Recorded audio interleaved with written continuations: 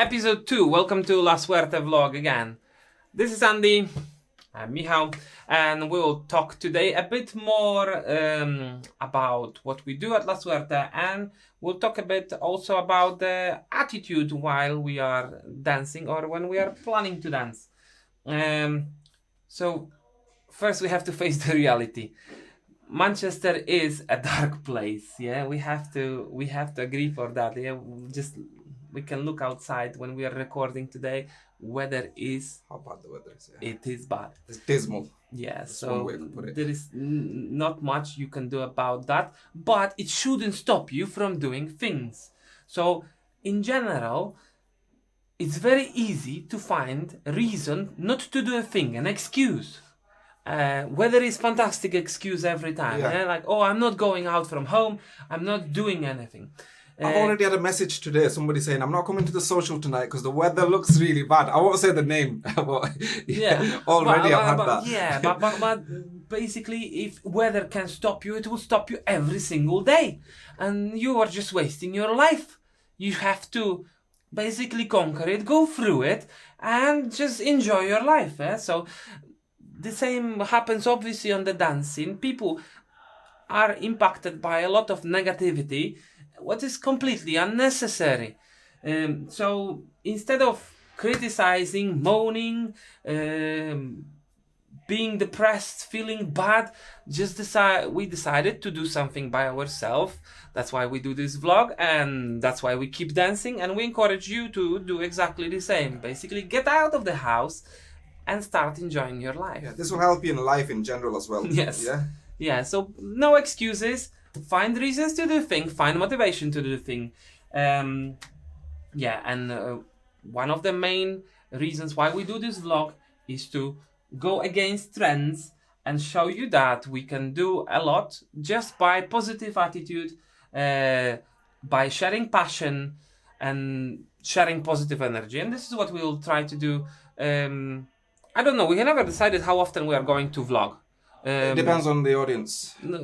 How often they want videos. I would say, again, it depends on us. I might be negative. It depends on us. I'm being negative. It depends on us. If people want to watch it, they will watch it. If not, then it's perfectly fine.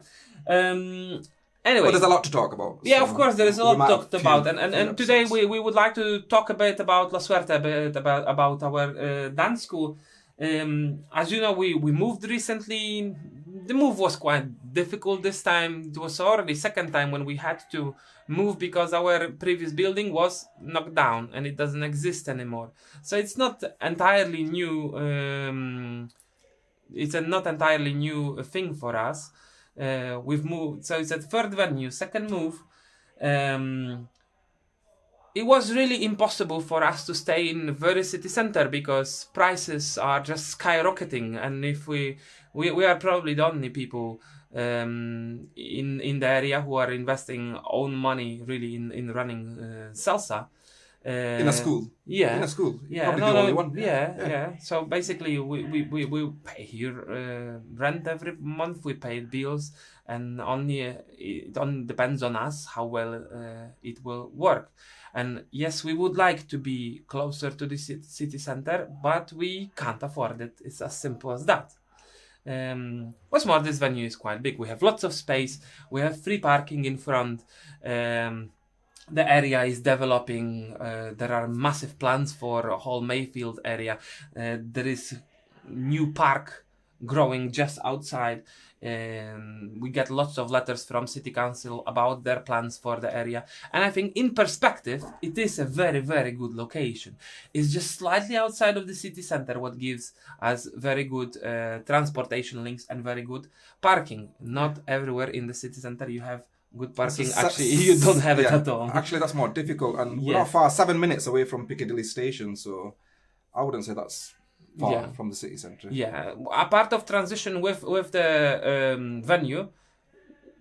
Personally, La Suerte is changing as well. Yeah, like some people are going, some new are coming, but always what we try to do is to create space when people were working for people. So all our teachers were our students, the ones who were really involved, getting better. They suddenly start teaching others. They are sharing their passion, they are sharing their skills, they're always bringing something new. So it is definitely our model. We really like it. Some people might feel a bit bad about it, because the question would be like, oh, why he became teacher and I didn't? And again, it's a very personal thing. It's more about it's not only about the dance skills. Dance skills are very important for teachers, but personal attitude, energy, passion, communication skills, they are equally important. Like in the past, we had some teachers who didn't manage people well. Basically, they couldn't work in groups. We learned that lessons. Now we are, I think, doing it a lot better. We're improving our programs. We're improving our materials that we share with people. We're planning better. In general, I think the improvement is really, really good. And another thing is that this is the next step I'm very interested in, is to move dancing to the next level for bigger groups of people. That's why this episode, we want to tell you more about our weird dance classes, not the mainstream ones. So everybody knows about salsa beginners classes, bachata beginners classes. They are popular, people are learning to some extent, and then comes a moment when you have to make decision whether you want to move on and do something extra, become a bit better dancer, or you want just to keep enjoying on average level, what is perfectly fine if it suits you. So, how to move to the next level, how to get better in dancing, how to enjoy more, how to get connected with music. What level would you say that is at? Just after beginners, intermediate, or advanced? Basically, you can start, because it's very important to understand that dancing is a discipline that involves many different skills and abilities. It's not a linear thing to learn. So yes, you can follow beginner's course, class by class. Yeah, but you've made a beginner's course so people could follow it structurally. Yes, structurally, right? But a lot in it depends on the person. So you have to decide, okay, at what stage? I want to be a bit better. What stage? At any stage, really. If as a beginner you will start developing this and that different areas. So let's say you are starting beginner salsa course and you say like, oh, at the party they are playing a bit different music. There is a bit of bachata, there is a bit of kizomba. I would like to learn them as well.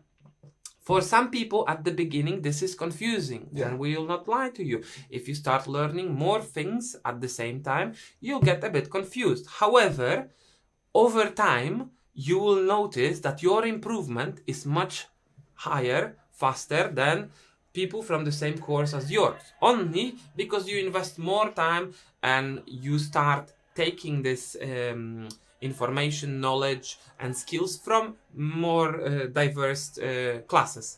So it is worth to try many different techniques. It is worth to try to improve in many things at the same time. However, the beginnings might be quite difficult. Now, answering your question, I mean, well, at any stage, but there's a stage when you have to kind of start doing other classes that are not mainstream. You never have to, but the best moment to start developing more is after you complete beginner's course. Yeah, because that's what I would say. Our goal always at the end of the beginner's course is that our students are fluent dancers. And confident dancers. They don't have to be masters of dancing. They don't have to be world stars, but we expect them to be fluent, confident dancers and be able to go out and create something simple and enjoyable. And then, it's not for everybody, but for many of you, there is the next step. There are many next steps. You can start developing in completely different way. So I'll go through other things that we do at La Suerte that will make the process of learning more complete and at some point a lot more enjoyable. So I'll go day by day in a week and I will describe more or less the classes that we are doing. Maybe we'll again put like some small videos in Yeah, corner that would of be this. useful. Yes. So Monday we do Salsa Solo. This is class when you don't have a partner and you are concentrating only on yourself. This is very important when you are learning how to dance salsa. Salsa is very unusual dance because it involves two people at the same time. At least two people. It doesn't stop you from expressing yourself though. So it's very important that you are getting ability to dance by yourself and at the same time to dance with your partner. So if you want to improve that, Salsa Solo, Monday, 7:30. On Monday we do also intensive Kizomba course. So Kizomba is dance from Angola. Classes are quite intensive at 8:30. It is not really designed for beginners dancers, just for people who already know a bit and want to improve fast. Tuesday is quite interesting day. We do something what we call styling battle. It's not really a battle. We just teach you how to. It's a battle. It is a battle of Battle genders. with yourself. Yeah. No, the whole idea was to show how different men and lady styling is and how to change basic moves into something more interesting. Yeah. So you can learn all these basic footworks, combinations, moves, figures, but at some point it would be nice to add a bit of flavor to it. Yeah, it's like when I did the beginners example Dilekano, what you could do in the Dilekano. So you learn all these little things. We teach Dilekano on 4th, 5th class of beginners course, or even maybe earlier, 3rd, 4th, something like that. And then, like Andy said, there are multiple variations of how to do Dilekano. Not every single one has to do the same, has to look the same. That's why we do this class. And another class on that day that is quite interesting is Son. We do Son at 8:30, and this is one of the roots of salsa. One of the reasons why salsa was created. Yeah, American, European people noticed this traditional Cuban elegant dance. They transformed it slightly, they called it salsa, and this is what we are doing now. However, son didn't die by itself. Music is still created. The next episode, by the way, will be about roots of salsa. We'll talk about son, we'll talk about rumba, we'll talk about African influence on Cuban music. Ding ding ding, remember that. Hispanic and African influence on Cuban music next episode. But today we will just mention the class, 8:30, Tuesday. Tuesdays. Yeah. Okay, Wednesdays. Work to join. Wednesday we do another interesting class, and this is reggaeton. Some people like to call it Cuban hip hop. However, it comes from Puerto Rico. Puerto Rico. Yes, yes, of course. It's not from So Cuba. yeah, it's not. Cuban people have their own version. They call it Cubaton or even sometimes Timbaton. I've heard salsaton as well. Salsaton is a mix. More salsa with reggaeton. Yeah, it's like more like Gente de Zona. Even Los Cuatro, they have a lot of. And even Mark Anthony, I've heard a really. Yes, could yeah. be So remixed. salsaton is kind of mix between salsa and reggaeton, a bit harsher music, a bit popish. However, still exists and still very enjoyable to dance. So Wednesday, 8:30, reggaeton. Learn how to control the body. We put it in choreography. So another skill you are learning is to memorize short choreography. Thursday, we call it hardcore day. Oh. It is a lot of hard work, a lot of hard work. 6:30, body isolation. We teach you how to improve your body control. Some people say your body is your temple. I don't think people treat it as a temple, do they? When so it comes down to people quite often look at me and say, "Oh, this guy can dance," and then I did the same. I know more How than, wrong than was majority of them. So body isolation, how to understand your own body. There will be moments in your life that you will appreciate the skills you learn, and I don't mean dancing. Second class that day, upper intermediate salsa. We are combining elements of styling, elements of solo dancing, and slightly more complicated moves. This is definitely for salsa dancers. Class 2, bring your to the next level, I would say, to the next level. Your salsa game to the next level. Yeah. Definitely. And we finish the day with salsa con afro. So what we will talk a lot in next episode. So energetic, very energetic. African influence on Cuban music, where these rhythms come from. We explain them, we show them, we teach you very unusual moves and how to interpret rhythms appearing in music. We explain the rhythms in original as well. Friday is a sensual day. We do kizomba, bachata. If you fancy dancing a bit closer, that's the day. Very soon we are going to start also social on Fridays. Probably not every Friday, but after classes we'll do bachata, maybe a bit of kizomba as well. Maybe, social.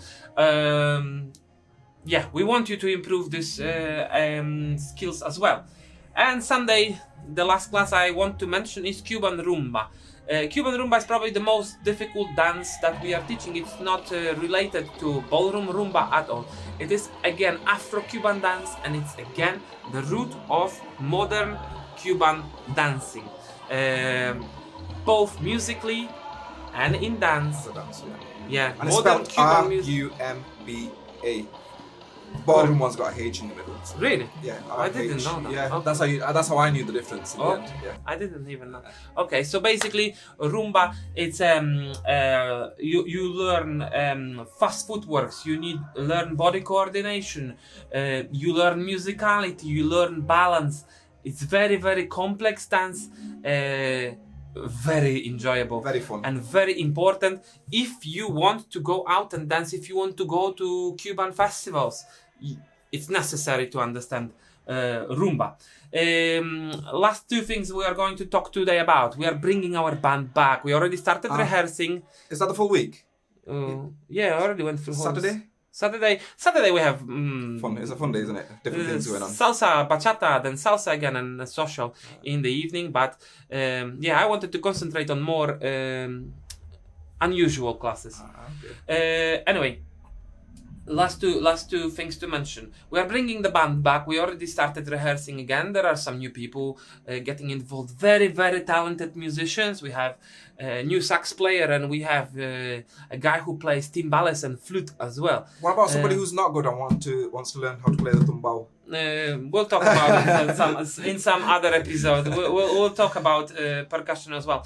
But basically, if it happens that you would like to join our band, especially if you are a singer, if you can speak Spanish, or even if you're willing to sing in Spanish, give us a shout. That would be great. And one more thing, we want to make an episode in future, and maybe in the close future, about how dancing or how La Suerte changed your life. How it impacted your life, what changed, what's different in your life, why would you recommend others to start learning? Because it did transform my life a lot. I was working in IT before. And I know I can see how people are changing. Normally, when somebody asks me what is the common feature of people, people starting dancing, what one word I would use them to, what one word I would use to describe them, I said shy.